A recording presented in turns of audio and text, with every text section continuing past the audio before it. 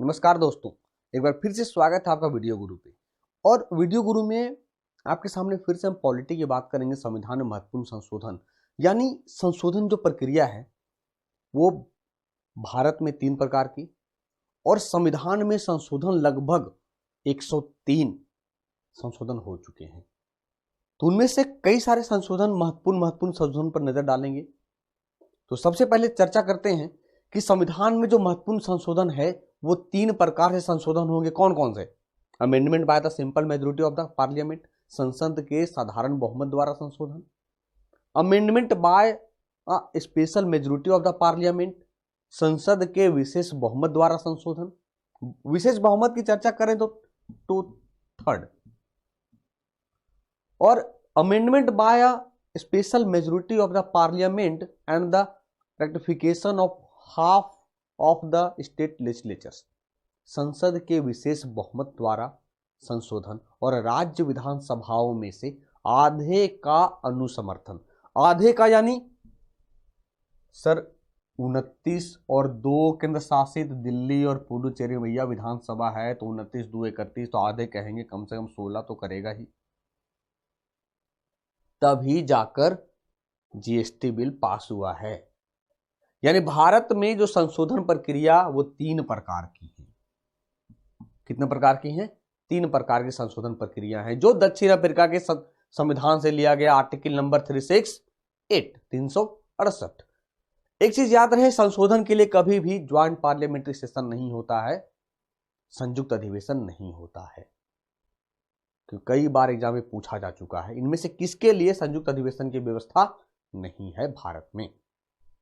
ठीक है, चलिए तो अब देखते हैं 91st अमेंडमेंट एक्ट 2004, 91वां संशोधन अधिनियम 2004।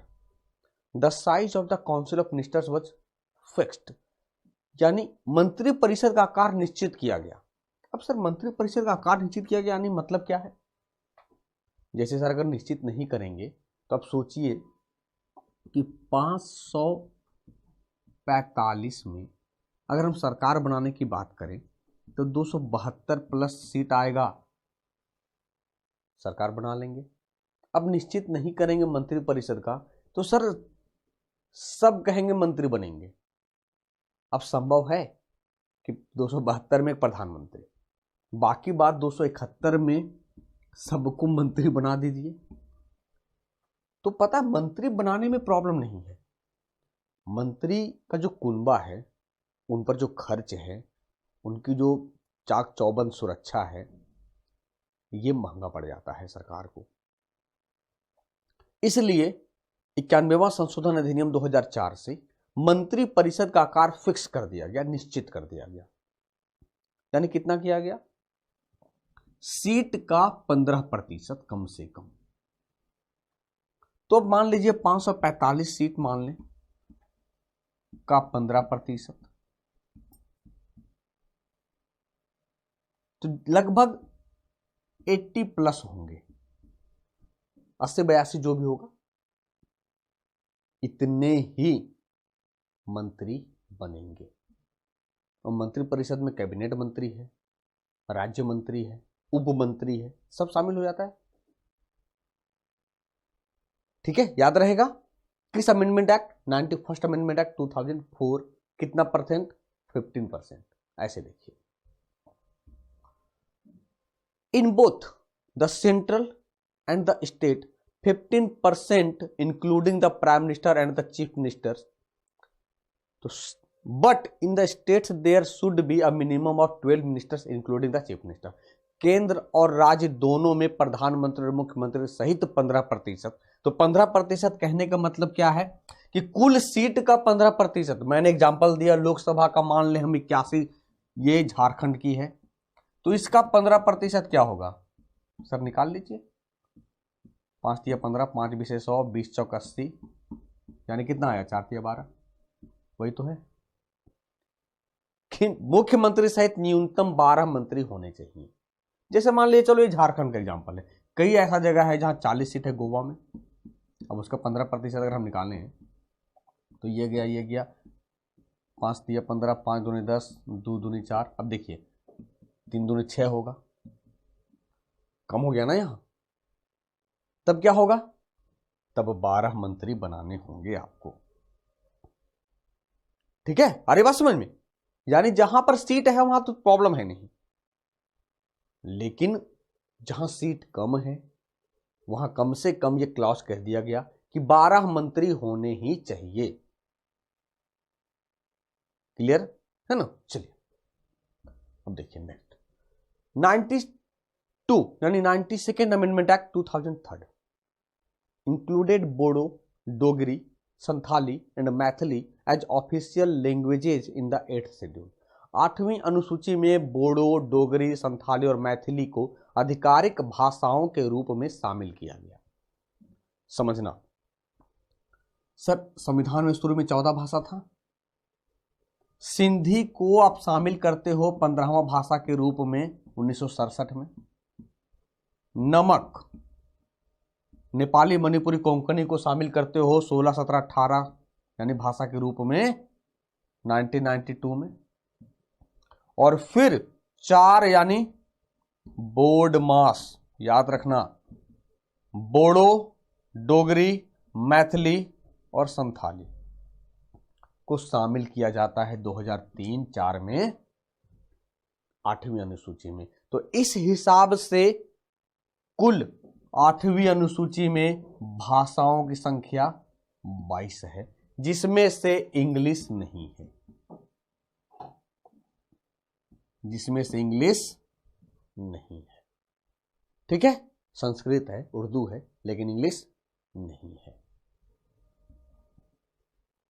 93rd अमेंडमेंट एक्ट 93वां संशोधन अधिनियम 2006 provided for 27% reservation for other backward classes in government institutions as well as private higher educational institutions. यानी अब ये जो संशोधन हुआ, ये जो अमेंडमेंट हुआ, इसमें कह दिया गया कि सरकारी संस्थानों के साथ साथ निजी उच्च शिक्षण संस्थानों में अन्य पिछड़े वर्गों के लिए 27% आरक्षण प्रदान किया जाएगा। यानी 27% जो मंडल कमीशन का सिफारिश हुआ था, मंडल कमीशन के सिफारिश पर बीपी मंडल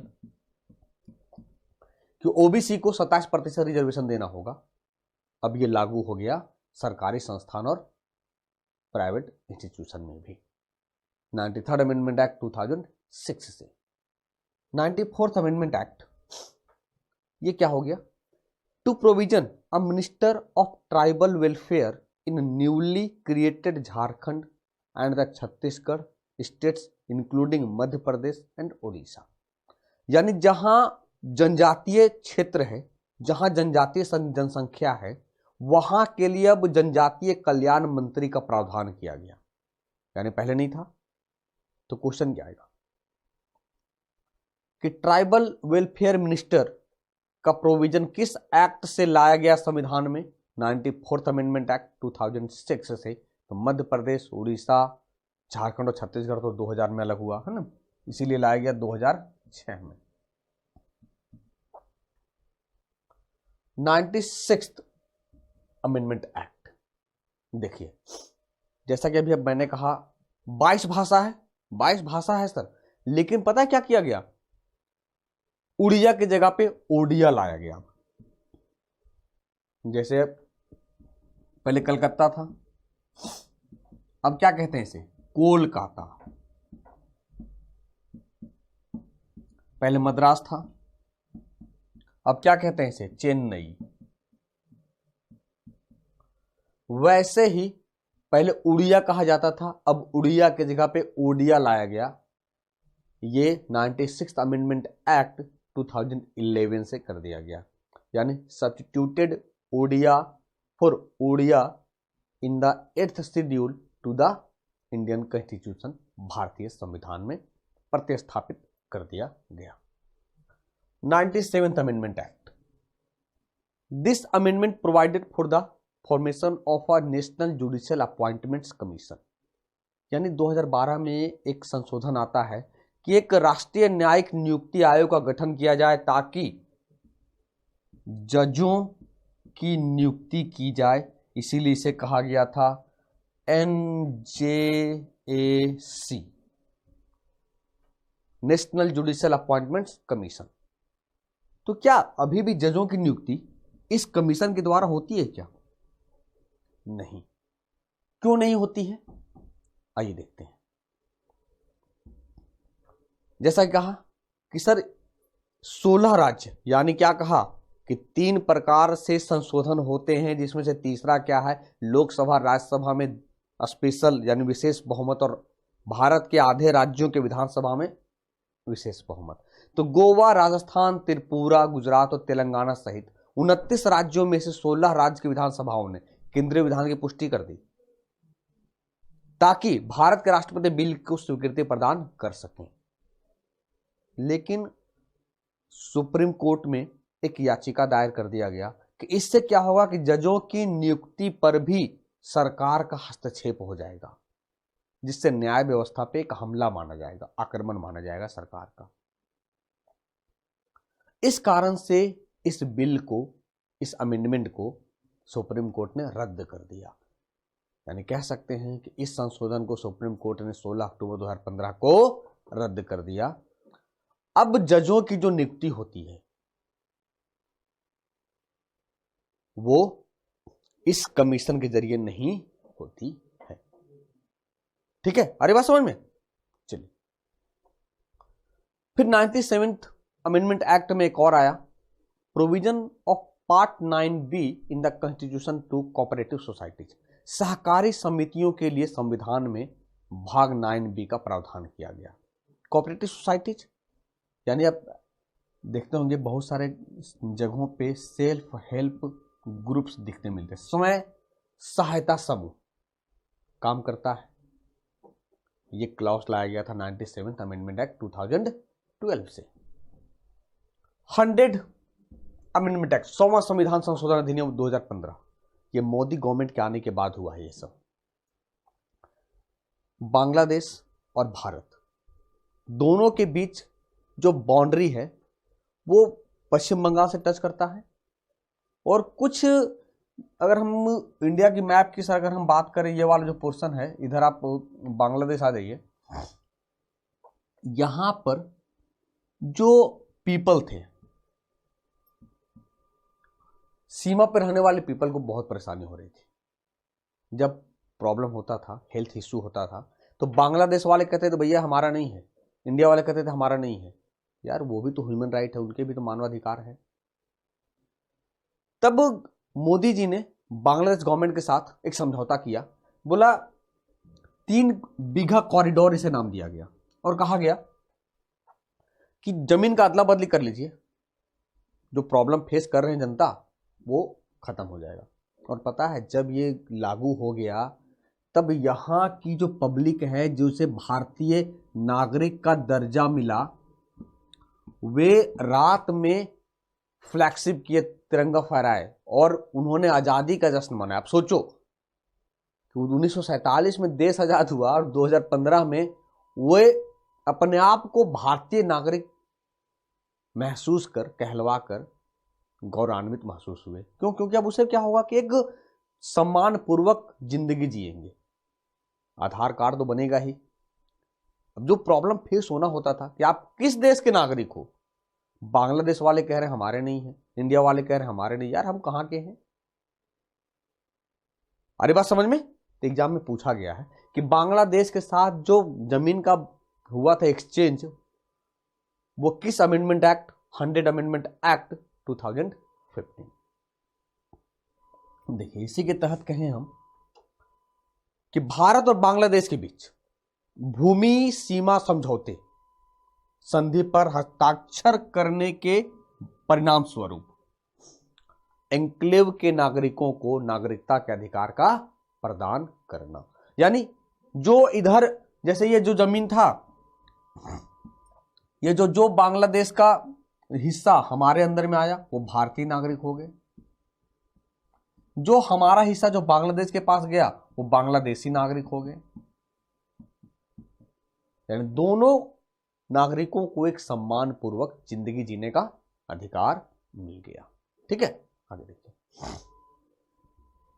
101 101वां संविधान संशोधन अधिनियम 2016, introduction of GST under this amendment. GST की शुरुआत इस संशोधन के तहत की जाती है। गुड्स एंड सर्विस टैक्स जो 1 जुलाई 2017 को लागू हो गया और 1 जुलाई को जीएसटी डे सेलिब्रेट करते हैं।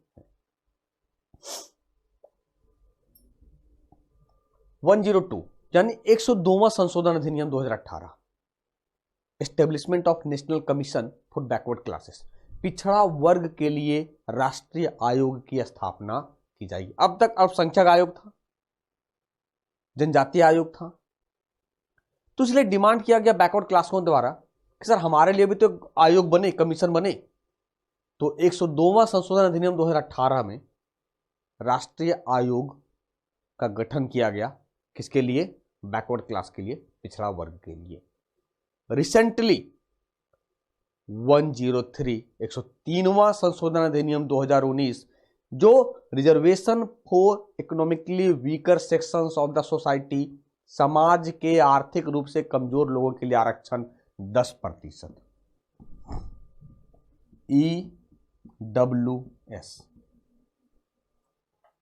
यानी जिनकी पर एनम जो सैलरी है 8 लाख से कम है, उनको भी उन जनरल को भी, उन सामान्य वर्ग को भी 10% आरक्षण दिया जाएगा। 2019 में सरकार ने पास कर दिया। यानी ये एकदम रिसेंटली है आपके अमेंडमेंट एक्ट से। क्लियर? यानी ये था संविधान में महत्वपूर्ण संशोधन जो हुए हैं 1951 से लेकर 2019 तक। यानी जो इंपॉर्टेंट क्वेश्चन बनता हमारा आने वाले समय में, हम लोगों ने इस चैप्टर में उन संशोधन को देखा। उम्मीद करते हैं इस लेक्चर के जरिए जितने सारे क्वेश्चन जो क्वेरी होंगे आपके अमेंडमेंट से वो पूरे हुए होंगे। तो इस लेक्चर में यहीं तक, मिलेंगे फिर से नए लेक्चर में, तब तक के लिए धन्यवाद।